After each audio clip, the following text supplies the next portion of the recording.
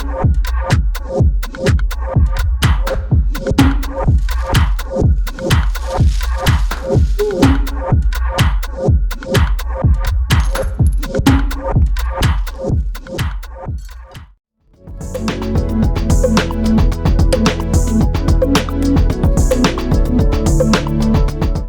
again, everybody! Welcome back to my channel. This time, dahil mahilig ako sa pusit, we love dried pusit. So, meron akong, dried pusit. Mahilig ba kayo sa dried pusit? So, kung mahilig kayo, pakita ko sa inyo kung paano ko ginagawa sa air fryer na magluto ng dried pusit. Okay? Yung normal na pusit, pwedeng-pwede yan sa air fryer din. And also dried pusit. Sa mga hindi nakakaalam, pwede po ang dried food sa air fryer. Ako na talagang reyna ng air fryer. Puro air fryer yung mga cooking ko kasi mahilig ako sa madalian eh. So please subscribe to my channel, click the bell, and feel free to comment at halika na. Naku, masarap to, lalo na sa sinangag, di ba? So, para sa easy way of cooking ng squid, eto, air fried squid tayo using an air fryer. Okay?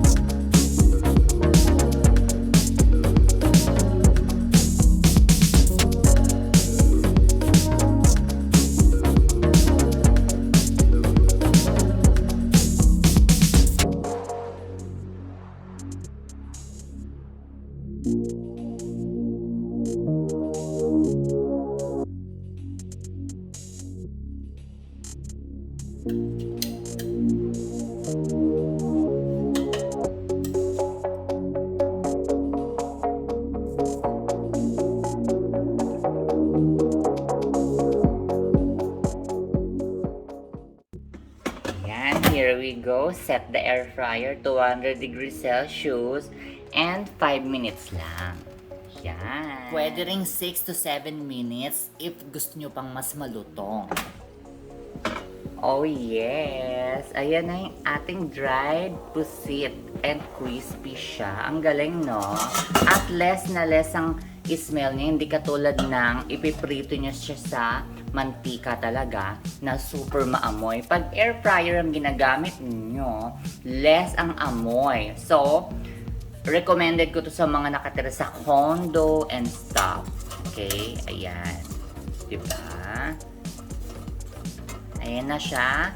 Luto na siya. At ang bango, alam niyo naman, di ba? Dried pusit. What's the smell of dried pusit? At masarap to sa sinangag at sa mga mahilig sa kanin. Anyway, ganyan lang kasimple magluto ng dried pusit sa air fryer. Also, dilis. Pwede rin yan dito at mga danggit. Okay? Now, it's ready. Pwede na natin tong i-prepare. Okay?